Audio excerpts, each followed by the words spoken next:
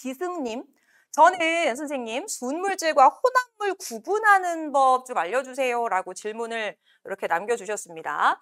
사실 요즘에 이제 답변을 이렇게 제가 열심히 하다 보면 여기 부분에 대한 질문들을 되게 많이 하세요. 일단 우리가 이제 물질을 살펴봐 주시면 물질이란 걸 봐주셨을 때 일단 한 가지 성질로 되어 있는 건 우리가 순수한 물질, 순물질이라고 이야기를 합니다.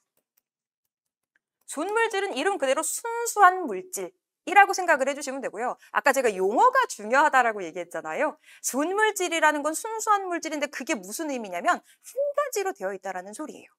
한 가지로 되어 있어요. 그러니까 성질이 하나라고 생각해 주시면 됩니다. 그리고 혼합물 같은 경우는 이름만 봐도 어때요? 아, 얘는 혼합이 되어져 있는 친구예요.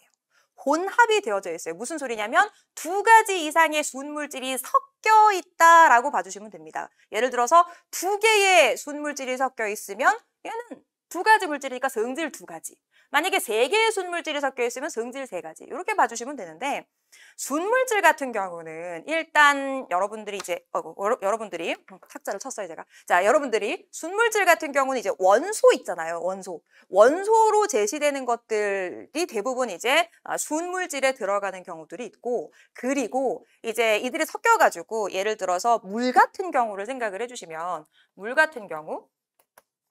같은 경우는 우리 H2O 해가지고 수소하고 산소가 만나가지고 수소하고 산소가 만났는데 수소, 산소의 성질을 그대로 가지고 있는 게 아니라 물이라는 새로운 성질 하나만 가지는 거거든요. 그래서 그렇게 해서 새로운 성질을 가지게 되는 거예요. 근데 예를 들어서 혼합물 같은 경우는 예를 들어서 우리가 소금물 같은 경우를 생각을 해주시면 되는데 얘 어때요? 소금하고 물하고 합쳐졌기 때문에 소금의 성질, 물의 성질 두 가지 다 가지고 있잖아요. 이런 게 혼합물입니다. 처음에는 사실 이 단원 딱 들어갔을 때 여기 물질들이 얘들이 막 제시가 되고 여기 물질들이 얘가 딱 제시가 되면 이게 뭔 소리지?